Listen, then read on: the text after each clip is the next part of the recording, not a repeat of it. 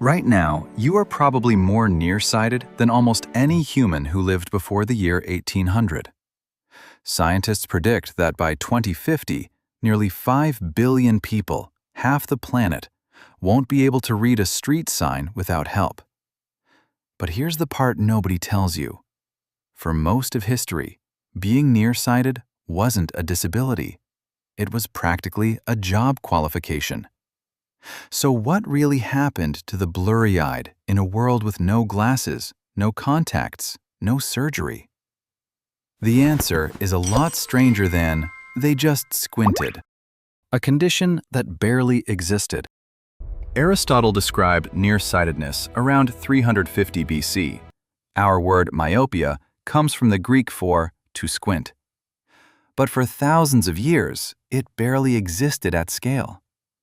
Eye experts say some myopia has always been with us, but the rates only exploded in the last 3 centuries. And the likely trigger? Reading, schooling, hours of close work indoors. The ancient world had far fewer nearsighted people for a simple reason. Far fewer people spent their childhood staring at text a foot from their face. Today, in parts of East Asia, over 80% of school leavers are nearsighted. The epidemic isn't ancient. It's a side effect of the modern world. Why blurry distance was an advantage. So, what did the rare nearsighted person actually do? Often, nothing. And that was fine, because a nearsighted eye sees close-up detail with unusual sharpness, in a world built by hands, not highways. That's a gift. Medieval monasteries prized these people for illuminating manuscripts and painting tiny sacred images. Historians suspect the impossibly fine engraving on ancient coins and gemstones came from craftsmen who could see what everyone else couldn't. Instead of being fixed, the nearsighted were quietly steered toward the most delicate, prestigious work in society. Your blurry horizon wasn't a flaw to correct. It was matched to a career. The honest, darker truth. But let's not romanticize it. Mild myopia was an asset. Real visual impairment was not.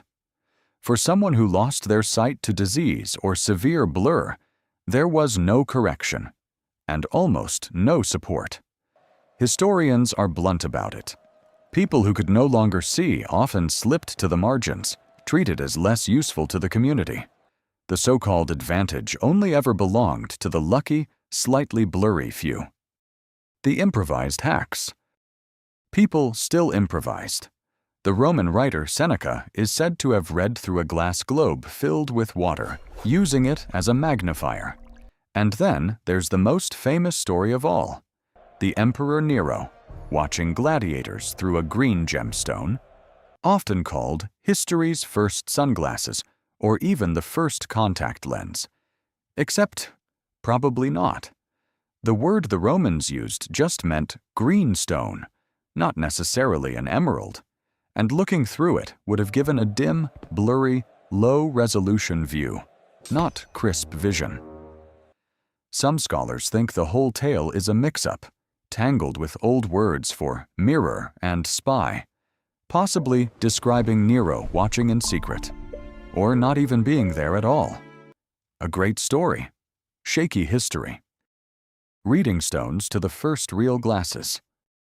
Real progress came slowly. Around the 10th to 13th centuries, monks polished domes of clear quartz, reading stones, and laid them on the page to magnify text for tired, aging eyes.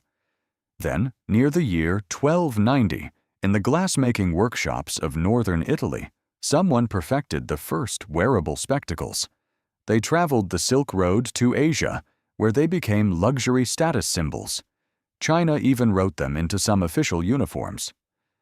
But here's the catch. Those first glasses were convex, made for far-sightedness and aging eyes.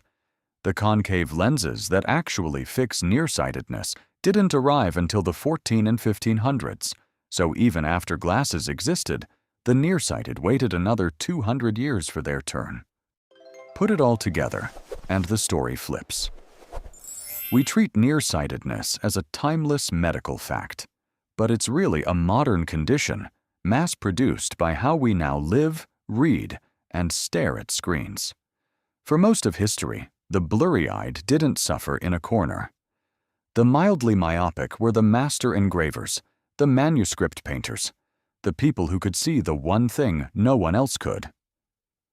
The glasses came late, not because nobody cared, but because for a very long time, the world had a use for eyes exactly like that. If you're watching this through glasses or contacts right now, you're living in the rarest age of human eyesight ever recorded. For more forgotten corners of everyday history, subscribe, and we'll keep digging through time and theory.